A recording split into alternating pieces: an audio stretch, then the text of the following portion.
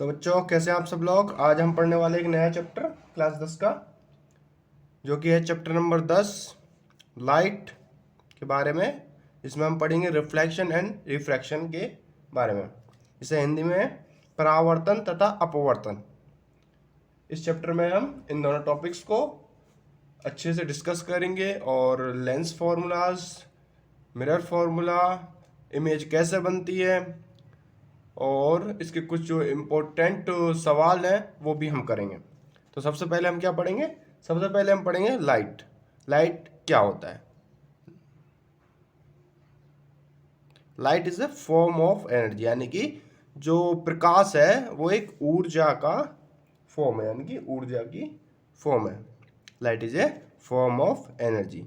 Light क्या करता है? लाइट हमें एबिलिटी देता है कि हम दूसरी चीज़ों को देख सकें, क्योंकि जब हम किसी चीज़ को देखते हैं तो पहले उससे लाइट टकराती है और रिफ्लेक्ट होती है, यानी कि परावर्तन होकर हमारी आंखों में आती है। उसी के बाद हम उन्हें या फिर उस वस्तु को देख पाते हैं। ठीक है। पाथ ऑफ लाइट क्या होता है? लाइट रे, यानी कि प्रकाश की किरण। लाइट रे क्या होता है? जिस एक रास्ता, ठीक है, लाइट एक दिशा में चल रही, सीधी दिशा है, तो वो क्या होती है? लाइट रे। और लाइट की स्पीड क्या होती है वैक्यूम में? 3 × 10⁸ मीटर पर सेकेंड। कितनी होती है? 3 × 10⁸ मीटर पर सेकेंड। ये क्या है? ये है speed of light.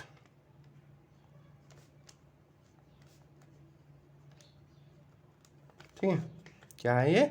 Speed of light, यानी कि वैक्यूम में जो लाइट की स्पीड है वो 3 × 10⁸ है। जैसे जैसे वैक्यूम, जैसे जैसे मीडियम की डेंसिटी बढ़ती जाती है, वैसे वैसे स्पीड ऑफ लाइट कम हो जाती है। जिसके वैक्यूम में 3 × 10⁸ है, हो सकता है वाटर में कुछ और होगी, सॉलिड में, या फिर आयरन ले लेते हैं मेटल, उसमें कुछ और होगी। इसी तरीके से जैसे जैसे डेंसिटी बढ़ती जाती है स्पीड ऑफ लाइट कम हो जाती है। तो अब हम आते हैं, हमारा जो सबसे इंपॉर्टेंट टॉपिक है इस चैप्टर का, पहला टॉपिक वो है रिफ्लेक्शन ऑफ लाइट। क्या है? रिफ्लेक्शन ऑफ लाइट, यानी कि प्रकाश का परावर्तन। इसको क्या बोलते हैं? Bouncing back of light after striking polish surface. ठीक, यानी कि लाइट का वापस आना, कोई चिकनी सतह से लाइट का वापस आने को हम क्या बोलते हैं?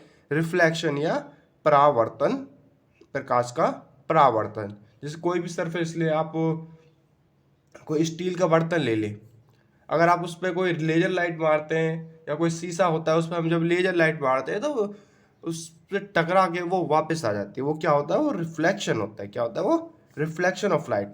इसके कुछ रूल्स हैं, 2 रूल्स हैं एक्चुअली, वो दोनों रूल्स हम पढ़ेंगे। पहला रूल क्या है कि जब जो इंसिडेंट रे, ठीक है, इंसिडेंट रे यानी कि जो रे आ रही है, ठीक है, इंसिडेंट रे, रिफ्लेक्शन रे, और ये इन दोनों का नॉर्मल, ठीक है, ये दोनों एक ही प्लेन, ये क्या है? एक प्लेन है, ठीक है, एक सरफेस है, ठीक है, एक प्लेन है। ये दोनों, ये तीनों चीज़ें एक ही सरफेस में लाई करेंगी। और जो दूसरा रूल क्या है? दूसरा रूल है incident angle equal to reflection angle. Incident angle क्या होता है?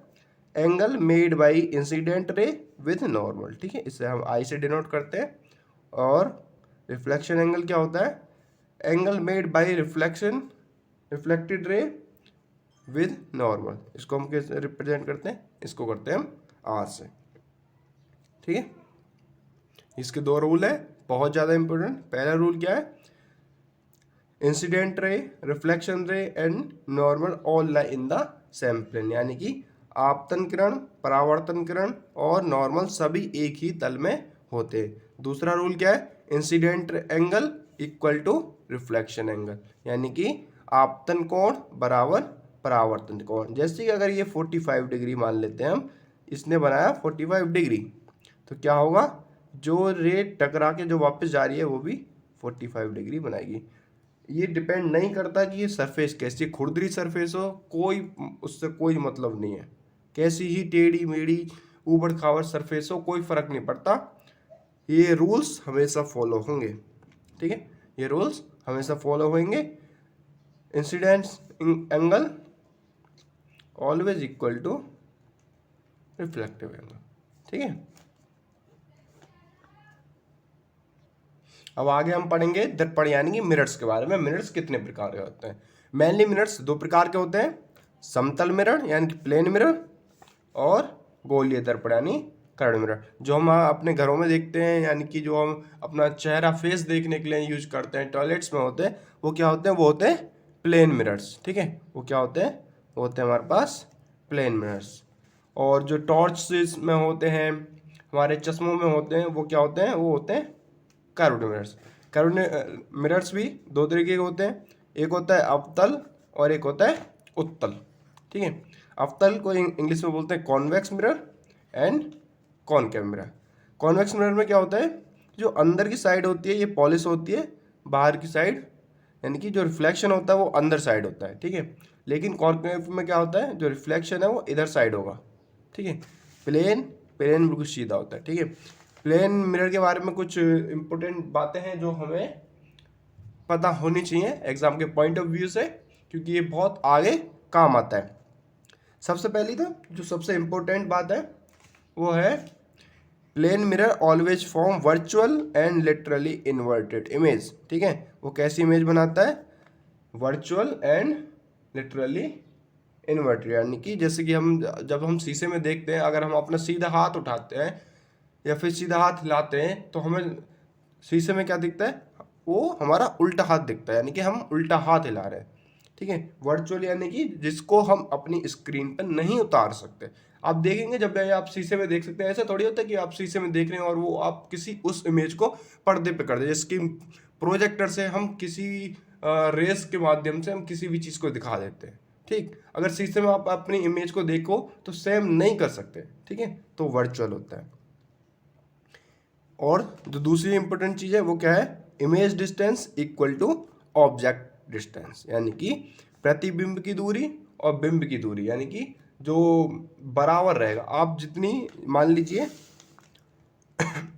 ये हमारा मिरर है, आप यहाँ खड़े हैं। ठीक है, ये कौन है? ये आप हैं। ठीक है, और यहाँ पे क्या बना रहा है? ये इमेज बना रहा है। ठीक है, तो ये ए और बी, ठीक है, इसको ओ मान लेते हैं, तो क्या होगा? A O equal to O B. ये दोनों डिस्टेंस बराबर होंगे। ठीक है, यानी कि image distance equal to object distance. इसका यूज क्या क्या है? इसका यूज होता है कार्स में यूज होता है, घरों में यूज होता है, जैसे कि हम अपना शीशा देखने का काम करते हैं या फिर चेहरा देखने का काम होता है। कार में यूज क्यों होता है? जब हम, आपने देखा होगा ड्राइवर की सीट के ऊपर जो शीशे होते हैं उनमें इसका यूज होता है। ठीक है, अब कर्व मिरर्स पढ़ते हैं। कर्व मिरर्स दो तरीके के होते हैं, अवतल यानी कॉन्वेक्स, उत्तल यानी कि कॉनकेव। ठीक है, कर्व मिरर्स के बारे में कुछ चीज़ें हैं जो कि हमें पता होनी चाहिए पढ़ने से पहले। इसकी कुछ इसके कुछ पॉइंट्स हैं, यानी कि उसके कुछ पार्ट्स हैं जो कि बहुत ज़्यादा इंपॉर्टेंट थे। Pole, point of curvature, radius of curvature, principal line, focus and aperture. ये आप अभी मैं आप डायग्राम के माध्यम से इसको और अच्छे से पढ़ पाओगे।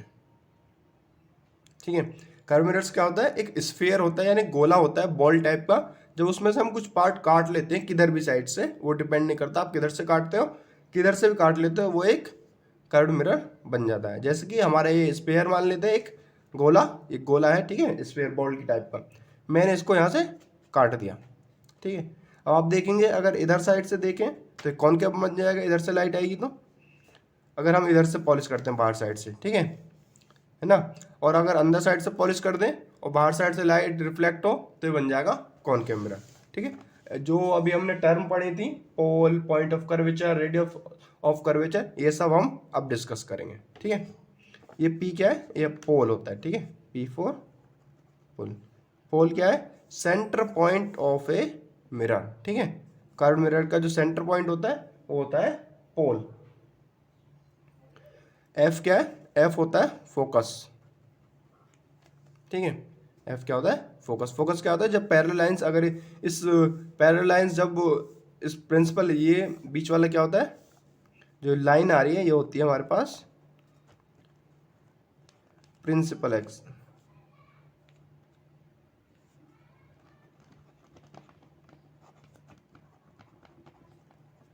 ठीक है, ये क्या होता है? प्रिंसिपल एक्सिस या प्रिंसिपल लाइन। ठीक है, जब कोई भी लाइन प्रिंसिपल एक्सिस के पैरेलल आती है तो जो टकराने के बाद यानी रिफ्लेक्ट होने के बाद वो कहाँ से पास होती है, वो होती है फोकस से पास। ठीक है, तो वो फोकस क्या है, जहाँ पे प्रिंसिपल एक्सिस के पैरेलल लाइट आकर मिलती हैं यानी कि रेज आकर मिलती हैं, वो होता है फोकस। C4 क्या है, C होता है कर्वेचर। ठीक है, C4 कर्वेचर। और ये क्या है, ये हमारे पास है radius of curvature. Radius of curvature ले लो या रेडियस ऑफ स्फीयर ले लो, दोनों एक ही चीजें हैं। इसमें भी देख सकते हैं ये क्या है, एक स्फीयर का पार्ट। ठीक है, radius of curvature equal to radius of sphere होता है। ठीक है, रेडियस ऑफ कर्वेचर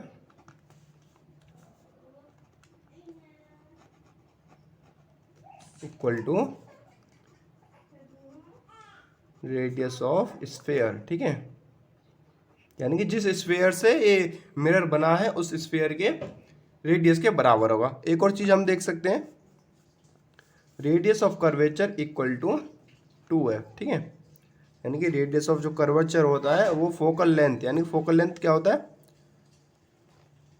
f और p के बीच में। ठीक है, फोकल लेंथ क्या होता है, फोकल लेंथ क्या होता है, distance between focus and pole. ठीक है, क्या होता है, यहाँ हम क्या कर सकते हैं, एफ पी। ठीक है, पी एफ या एफ पी, ये जो डिस्टेंस है बीच की, ये क्या है हमारी फोकल लेंथ। ठीक है, ये सी से लेके पी तक क्या है, पॉइंट ऑफ यानी कि रेडियस ऑफ कर्वेचर।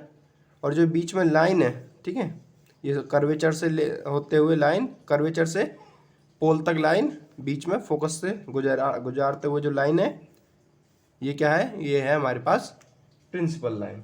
ठीक है, अपर्चर क्या होता है,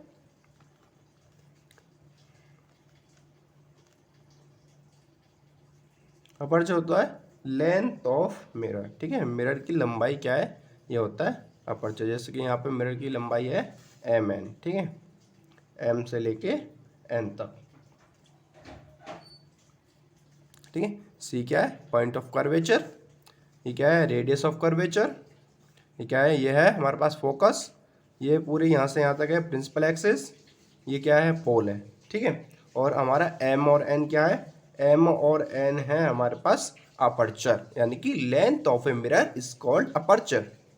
ठीक है, द रेडियस ऑफ स्फीयर या 2 time of focal length is called radius of curvature.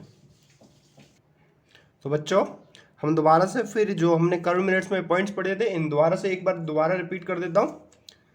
सबसे पहला क्या था, हमारे पोल। ठीक है, पोल क्या होता है, pole centre point of a mirror. Centre point of mirror यानी कि जो मिरर है उसका जो बीच वाला पॉइंट है उसको हम बोलते हैं पोल। ठीक है, उसके बाद क्या था, पॉइंट ऑफ कर्वेचर, या फिर पॉइंट ऑफ कर्वेचर क्या होता है, ये सी, यानी कि centre point of A radius, यानी कि सर्कल का जो रेडियस या फिर सर्कल के रेडियस का जहाँ से शुरू होता है, यानी सर्कल का जो सेंटर पॉइंट है।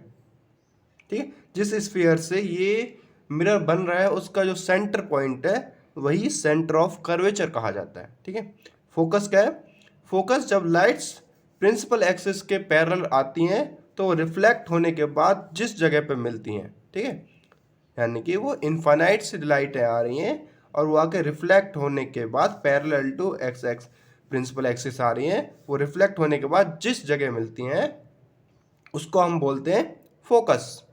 ठीक है, प्रिंसिपल एक्सिस का है, प्रिंसिपल एक्सिस एक लाइन है जो सेंटर ऑफ कर्वेचर से लेकर पी तक जाती है फोकस से होते हुए।